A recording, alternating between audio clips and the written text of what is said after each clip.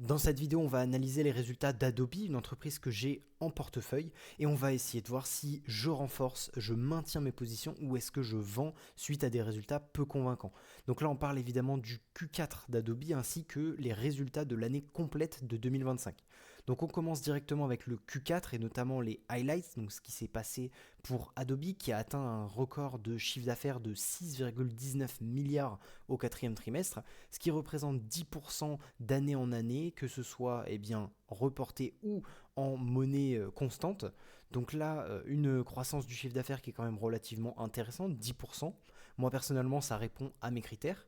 On a également un operating income de 2,26 milliards, ce qui doit correspondre à peu près à 35 ou 36% de marge opérationnelle à peu près.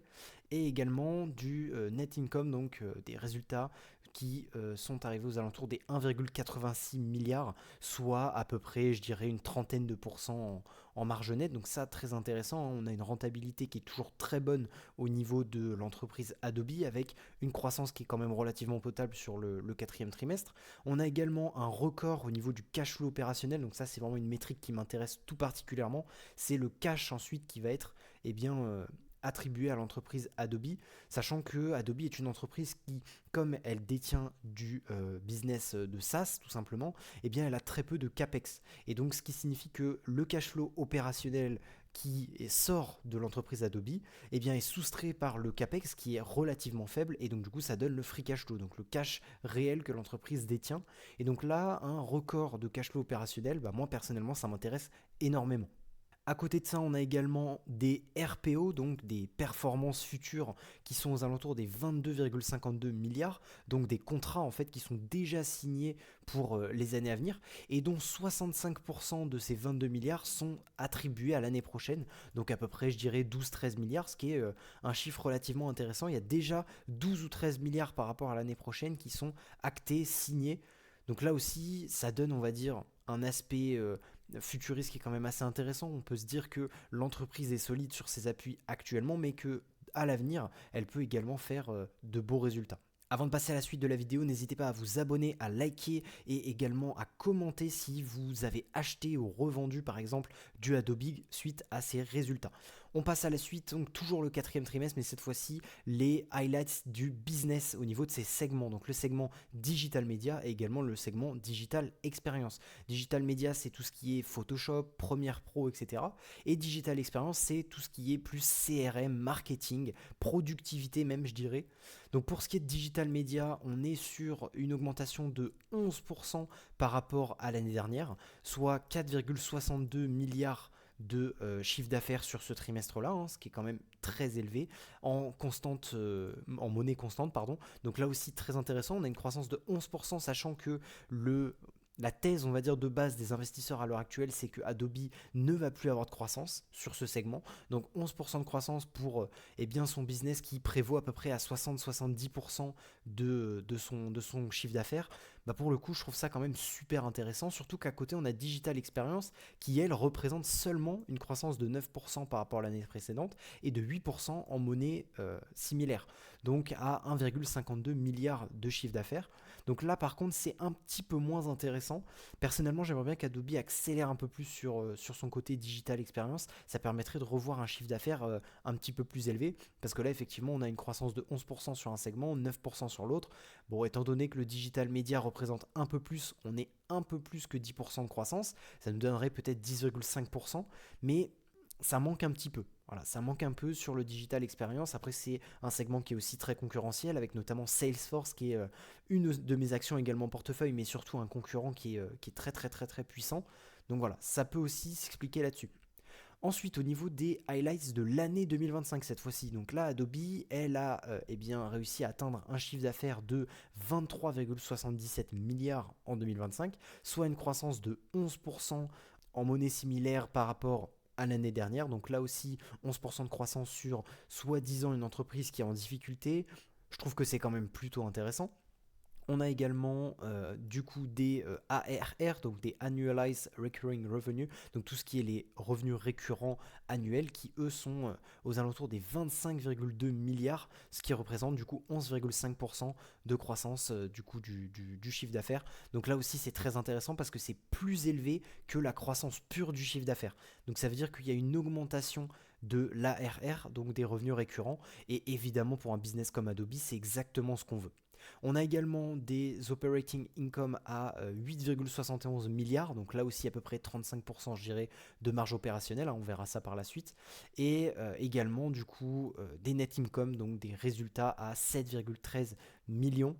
Donc si on regarde déjà, on va se faire le petit calcul en direct, la calculatrice, si on prend donc 8,71 milliards de operating income, qu'on le multiplie par 100 et qu'on le divise par 23,77, donc le chiffre d'affaires, on aurait voilà, une marge opérationnelle sur l'année 2025 de 36,6%, pas milliards, pour cent.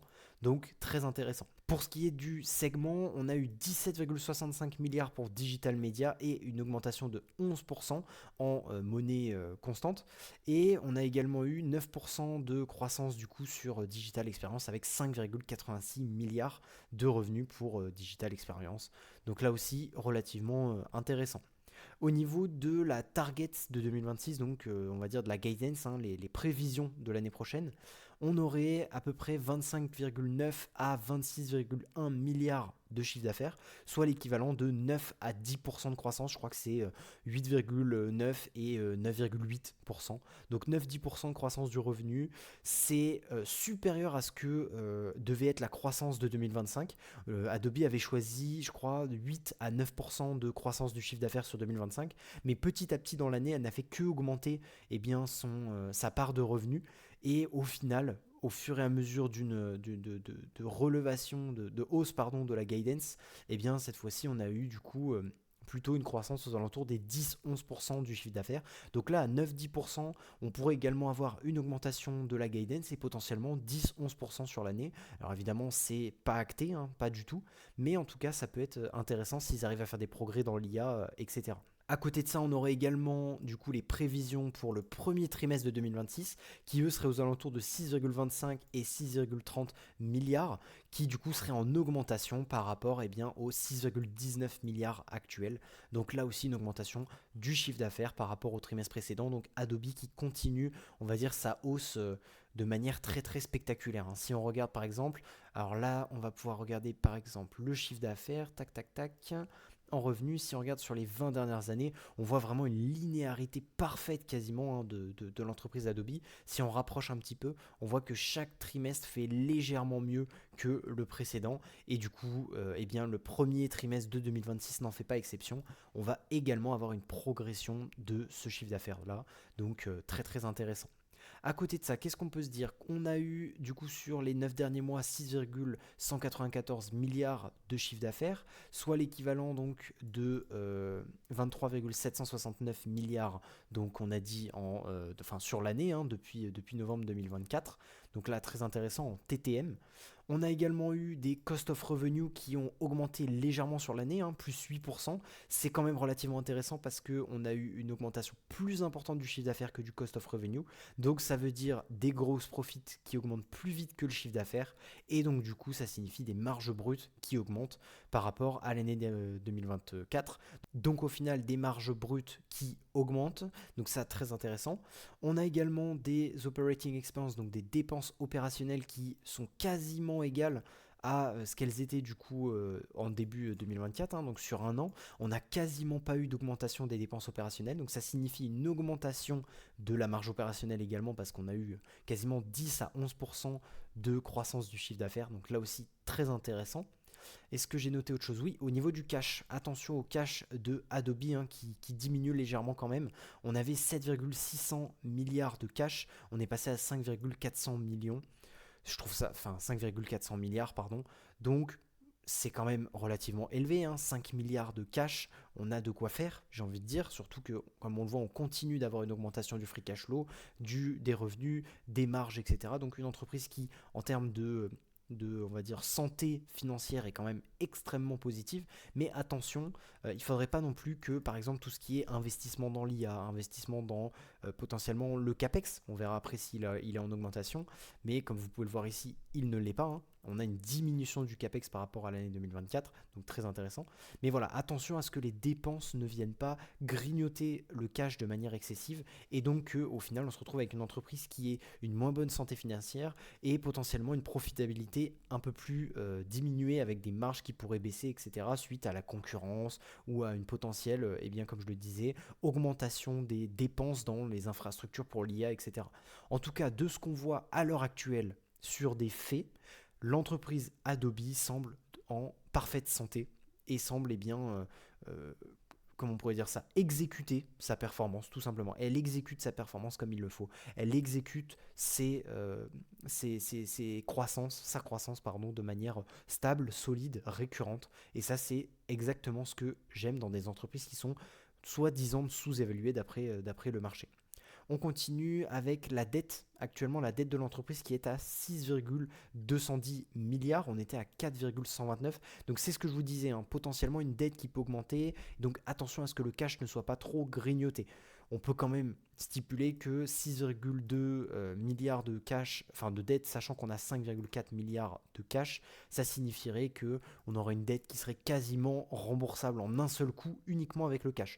C'est juste que comme on l'a pu le voir, Adobe à l'heure actuelle, elle a plus intérêt à racheter ses actions plutôt que à émettre à racheter sa dette plutôt. Voilà, il faut qu'elle continue de profiter de ce cash pour investir, pour continuer de se développer et pour essayer d'avoir le meilleur retour sur investissement possible. Et effectivement, racheter sa dette, c'est pas forcément à l'heure actuelle un retour sur investissement qui serait très intéressant. À côté de ça, est-ce que j'ai marqué autre chose? Oui, au niveau des SBC. On a eu des SBC qui ont augmenté, 441 millions à 489 millions. Ça reste quand même relativement faible, hein, par rapport au chiffre d'affaires. Par contre, si on regarde en termes de performance, alors 489 millions fois 100 divisé par 441, on serait sur une augmentation quand même de quasiment 11% des SBC, donc qui suivent quasiment en fait le chiffre d'affaires. Donc en soi, c'est pas une augmentation qui est terrifiante. Donc ça me rassure, là, avec le chiffre que je viens d'avoir. On a une augmentation des SBC qui est légèrement inférieure au chiffre d'affaires. Donc au final, si le chiffre d'affaires continue d'augmenter et que les SBC continuent d'augmenter à peu près à ce même rythme-là, bah, au final, on se retrouve avec des SBC qui vont diminuer très légèrement au fur et à mesure du temps. Là, à l'heure actuelle, ça a l'air d'être quand même relativement ok, les SBC qui sont plutôt bien, plutôt bons, plutôt intéressants. Autre chose à noter sur le premier quart du coup de 2026, hein, on aurait une operating margin en gap qui serait à 38%. Donc là aussi encore plus élevé que les 36,6% qu'on a eu sur 2025. Donc j'espère évidemment que ce serait ce montant-là. Tac, tac, tac. Est-ce que je me suis pas trompé? Alors si, potentiellement, parce que là du coup on a une marge opérationnelle à 36%. Donc voilà, faudra voir. De toute manière, Adobe fournit toujours des prévisions quand même assez sécurisées. Et au fur et à mesure de l'année, elle réaugmente, on va dire, sa part de croissance du chiffre d'affaires, des bénéfices également. Donc voilà, à voir. D'abord, elle fournit des guidance calmes et ensuite elle les augmente au fur et à mesure de l'année. Donc potentiellement qu'on pourrait avoir une meilleure marge opérationnelle que 2025, mais on pourrait également, d'après ces chiffres-là, avoir une très légère marge opérationnelle inférieure, mais ça reste quand même 36% de marge opérationnelle. C'est vraiment de classe mondiale, comme dirait le CEO, si je ne me trompe pas, de Adobe. Donc voilà, Adobe qui nous sort des résultats de grande classe, qui à côté de ça, eh bien, progresse, hein, on va le voir comme ça. Sur 5 ans, on est à moins 30% de performance, donc Adobe a du mal sur 5 ans. Mais comme on peut le voir, depuis du coup à peu près novembre, hein, on a eu plus 10,26% de performance, hein, tout simplement. Si on regarde sur les 6 derniers mois, Adobe elle a sorti ses résultats le 10 décembre, enfin le 5 décembre, pardon. Donc là on est le 4 et hop, on sort les résultats, on a plus 5,33% de performance. Donc des résultats qui ont quand même été plutôt bien accueillis, hein, par les marchés et qui du coup ont augmenté jusqu'à 7,38% sur du coup le mois de décembre, hein, quasiment depuis l'annonce des résultats. Donc Adobe qui s'en sort plutôt bien, qui stagne, on va dire, aux alentours des 350 $, hein, on va dire approximativement ça, même si on est plus aux alentours des 350-360. Mais voilà, actuellement Adobe, elle a déjà une meilleure estime. On est toujours sur un PER de 21, ce qui est quand même extrêmement faible par rapport à la moyenne des années précédentes sur Adobe. Et bah voilà, hein, si on regarde sur le maximum d'années, même si ces 5 dernières années, on a peut-être un peu plus de mal, on est quand même sur une entreprise qui a une très jolie courbe et qui peut potentiellement représenter un investissement intéressant. C'est ce qu'on va voir en tout cas maintenant en étudiant la valorisation. Adobe, du coup, c'est une entreprise qui répond évidemment à tous mes critères de chiffre d'affaires, de free cash flow, de croissance du free cash flow par action. Là, on l'a vu, hein, encore une fois, le chiffre d'affaires qui va augmenter aux alentours des 11%. L'année dernière, c'était 10,8%. Donc, Adobe qui s'en sort bien, qui continue donc de fournir de beaux résultats. Les marges également qui sont en augmentation hein, chaque année et qui, en plus de ça, sont extrêmement élevées. Pareil pour la marge de free cash flow qui est très élevée. Pour le retour sur investissement, on est sur une augmentation, encore une fois, des chiffres extraordinaires. Le REC tout free cash flow, donc le retour sur investissement du cash, évidemment, de l'entreprise. Et on a également des rachats d'actions de plus en plus élevés. Donc là aussi, très intéressant. Des SBC qui sont relativement faibles pour une entreprise de la technologie. Des CAPEX en très forte diminution. Et on l'a vu, en plus de ça, on a certes un cash flow opérationnel qui augmente, mais on a également des CAPEX qui diminuent. Donc les CAPEX sur operating cash flow qui vont encore plus diminuer normalement sur les années à venir. Et on va dire le seul bémol de l'entreprise, c'est vraiment sa performance sur les dernières années. Et c'est pour ça qu'on peut potentiellement espérer un gain intéressant. Donc si on passe à la valorisation de l'entreprise, on va aller du coup chercher toutes nos informations et on va essayer de se déterminer du coup un prix juste auquel on est prêt à acheter l'action à l'heure actuelle. Donc si je regarde par exemple le nombre d'actions en circulation, tac tac tac, nombre d'actions en circulation pour Adobe, on serait du coup aux alentours des 417 millions. Donc 417 millions d'actions. Tac. On aurait un cash qui va tourner aux alentours des tac tac tac 5 milliards 430. Donc on va juste faire 431. Tac tac tac. Donc 431 milliards. Une dette qui est aux alentours des 6 milliards 210. Donc on va juste rajouter un 1 ici. Voilà, donc là on a mis le nombre d'actions, le cash, la dette. On va également changer le cash flow. Donc le cash flow, tac tac tac, enfin le free cash flow, qui lui est passé à 9 milliards 852 millions, donc qui a légèrement augmenté. Donc 852 millions, tac. Et désormais on va pouvoir essayer de regarder si 352 $ est un prix intéressant. À l'heure actuelle, on va d'abord regarder le price to free cash flow de l'entreprise Adobe. On est à 14,94. Donc c'est extrêmement faible. Le plus bas qu'on avait atteint, c'était 13,55. Et sur les 15 dernières années, c'était 10,11. Sur les 10 dernières années, c'était 13,55 également. Donc actuellement, Adobe qui se vend à un prix qui est historiquement extrêmement faible. On est quasiment autour des 30 de price to free cash flow. C'est peut-être un peu trop, hein. À 30 fois le free cash flow, je ne serais pas capable d'acheter du Adobe. Donc peut-être qu'aux alentours des, on va se dire, 20-25 de price to free cash flow, ça pourrait être déjà plus, on va dire, la moyenne. Mais on va être très prudent et on pourrait se mettre par exemple 18 de price to free cash flow avec une croissance du coup du free cash flow de 7% seulement, sachant que là actuellement le chiffre d'affaires augmente de 10%. Donc une croissance du free cash flow de 7%, elle pourrait nous amener à un prix actuel qui serait bon. Donc on pourrait actuellement acheter du Adobe si on croit en ces performances-là. Ça me paraît des hypothèses qui sont extrêmement faibles et on pourrait faire 13% de performance par an. Alors après, si on peut se dire quelque chose de plus optimiste, par exemple, donc on va se dire 20 fois le free cash flow et peut-être, on va dire, une croissance du free cash flow de allez, 9% sur 5 ou 10 ans, on serait plutôt sur une performance par an de 14, 15, tac, tac, tac, peut-être 17. Non, alors 16. J'ai peut-être été un peu gourmand. Voilà, on serait sur une performance de quasiment 16% par an, on serait à 15,5% sur du coup les 5 à 10 prochaines années. Donc ça paraît quand même extrêmement intéressant comme prix à l'heure actuelle, hein, Adobe, surtout quand on voit à côté de ça des entreprises qui se vendent à 40, 50, 60 fois le free cash flow chez du Microsoft, etc. Donc même si c'est des entreprises qui sont moins en difficulté, je trouve que aller sur du Adobe à l'heure actuelle, selon moi, ça peut être quand même relativement intéressant. À côté de ça, moi j'ai mes positions. J'avais potentiellement décidé de racheter du coup aux alentours des 310 $. Hein. On les avait quasiment touchés, 312. J'en avais parlé dans ma dernière vidéo que j'étais prêt à acheter Adobe à peu près à 300-310. On est passé à 312 et on est remonté. Et depuis, on a pris quasiment 13%. Donc je n'ai pas racheté du Adobe. J'ai toujours mes positions. Je vous laisse d'ailleurs regarder ma dernière vidéo pour essayer bien de trouver quel nombre d'actions j'ai, quel montant j'ai d'investi sur l'entreprise. En tout cas, ça fait partie du coup de ma plus grosse conviction à l'heure actuelle en Adobe. Et bah écoutez, j'espère que l'entreprise va continuer. En tout cas, les marchés ont été quand même relativement agréablement surpris, j'ai envie de dire. Et à côté de ça, eh bien, j'ai envie de dire que l'entreprise Adobe, comme je le disais tout à l'heure, exécute convenablement. On a une valorisation qui est relativement intéressante, on a des fondamentaux qui sont absolument monstrueux. Donc voilà, Adobe qui potentiellement est un très bon investissement sur le futur. À noter pour ceux qui suivent mes actions donc de mon portefeuille, on a également eu les résultats de Salesforce. Salesforce qui nous a sorti ses résultats pareil en début décembre, je dirais. Donc peut-être voilà le 3, je crois, si je ne me trompe pas. Et qui directement en un ou deux jours a pris quasiment 9-10%. Si on regarde depuis le 20 novembre, on a pris 17,7%. Donc c'est quand même extrêmement intéressant, surtout qu'à côté de ça, le Nasdaq, lui, il a pris, depuis le 20 novembre, il a pris 6,66%. Donc on a bien superformé du coup sur le mois de décembre avec Salesforce. Très intéressant, sur les 5 dernières années, ça donne ceci, hein. Une quasi-stagnation depuis 2023, hein. On voit qu'on est sur un quasi-range et on avait atteint déjà ces niveaux-là aux alentours de 2021.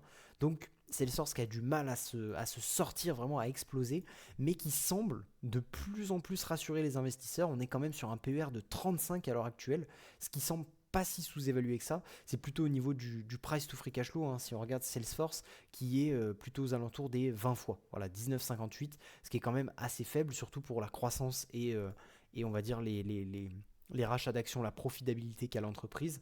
Mais en tout cas, Salesforce qui s'en sort plutôt bien également, qui a ravivé un petit peu la flamme des investisseurs à l'heure actuelle. Et ça, pour le coup, c'est très bon pour mon portefeuille. Je suis en positif dessus sur l'action, donc très intéressant. On va terminer cette vidéo sur le S&P 500, le Nasdaq, qui vont finaliser l'année sur une performance nettement positive, hein, plus 18% pour le S&P 500.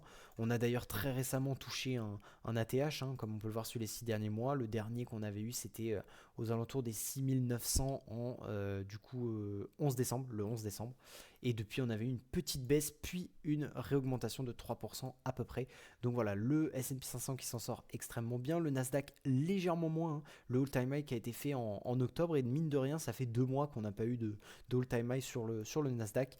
Mais par contre, on a quand même une performance de 22,3% sur l'année, ce qui est absolument monstrueux. Donc voilà. Pour ce qui est du sentiment de marché, comme vous l'avez vu, 59 à l'heure actuelle, on est en optimisme. En optimisme sur la dernière fermeture, c'est Noël, tout se passe bien, les marchés sont à la hausse, le S&P 500 est sur son plus haut historique. Et puis voilà, actuellement, il n'y a pas vraiment de problème sur la bourse. Il y a une semaine, on était à 43 en peur. Il y a un mois, on était à une extrême peur, hein, de 15. On avait notamment eu une petite correction sur les marchés. En tout cas, à l'heure actuelle, on n'est plus là-dedans. J'estime que les marchés sont toujours légèrement trop chers, hein. Si on regarde par exemple le S&P 500 PE ratio, là à l'heure actuelle, je pense qu'on est aux alentours des 31. Voilà, 31, c'est absolument énorme. On parle quand même d'un indice. Un indice qui a des boîtes de très bonne qualité, certes, mais aussi des boîtes pourries. Voilà, sachant qu'une boîte exceptionnelle comme par exemple Visa, Mastercard, Adobe, je suis prêt à les acheter à maximum 30 fois les bénéfices. Alors imaginez là du coup à 31 fois, c'est juste fou. Tout simplement, c'est absolument fou de se dire qu'on est sur une des plus grosses valorisations de l'histoire en fait du S&P 500 et que il y a toujours de l'optimisme, toujours, que les marchés continuent de se porter à perfection. On avait eu en 2021 des marchés extrêmement surévalués et pourtant qui étaient que à 35 de PE. D'ailleurs, regardez, hein, ce que ça a donné juste après. En 2022, tac, 21, et hop, on a perdu 25% en l'espace de 8 mois, hein. Donc voilà, c'est pas non plus une performance exceptionnelle du S&P 500 sur l'année 2022, et ça se comprend, les valorisations étaient beaucoup trop élevées. La dernière fois qu'on a eu une valorisation aussi élevée, c'était pendant la crise de la bulle Internet. Donc on est potentiellement sur une fameuse bulle de l'IA, hein. En tout cas, on pourrait s'en rapprocher, hein. On n'est pas loin selon moi. Voilà.